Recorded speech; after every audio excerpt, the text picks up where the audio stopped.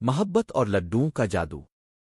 یک زمانے کی بات ہے، سبز لہلہاتے میدانوں اور چمکتے چشموں کے درمیان ایک خوبصورت سا چھوٹا سا گاؤں تھا جہاں روہن نام کا ایک خوش مزاج لڑکا رہتا تھا۔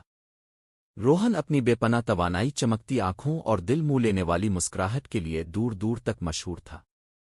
لیکن جو چیز روہن کو واقعی خاص بناتی تھی وہ تھی اس کی اپنی ماں مایا کے ساتھ محبت۔ ہر صبح جب سورج کی پہلی کرنیں کھڑکی سے اندر رقص کرتیں، روہن اپنی ماں کی نرم اور سریلی آواز میں گائے گئے گیت سن کر جاگتا۔ مایا کی آواز کمرے کو ایسے گرما دیتی جیسے ایک نرم سا پیار بھرا گلے لگانا جو روہن کو چاہت اور حفاظت کا احساس دلاتا۔ مایا بھی اپنے بیٹے سے بے حد پیار کرتی تھی۔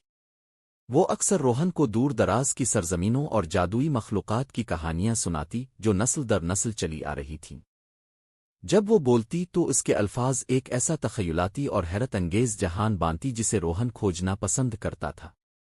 ایک دن جب گاؤں والے آنے والے بہار کے میلے کی تیاریوں میں مصروف تھے، مایا نے فیصلہ کیا کہ وہ روہن کو میٹھے لڈو بنانے سکھائے گی، بالکل ویسے ہی جیسے اس کی اپنی ماں نے اسے سکھایا تھا۔ جلد ہی باورچی خانے میں بھنے ہوئے آٹے اور الائچی کی خوشبو پھیل گئی۔ یاد رکھنا روہن، مایا نے کہا جب وہ آٹے کو گول گول لڈو کی شکل دے رہی تھی، اصل خفیہ جزو محبت ہے۔ جب تم محبت سے پکاتے ہو تو سب کچھ مزیدار بن جاتا ہے۔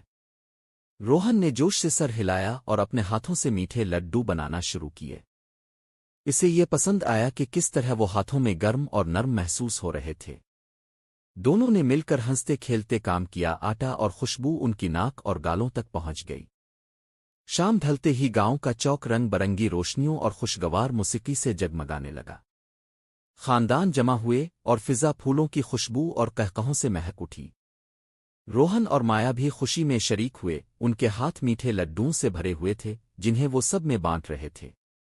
چمکتے ستاروں کے نیچے مایا اور روہن نے رقص کیا، ان کے دل ہلکے اور خوشی سے بھرے ہوئے تھے۔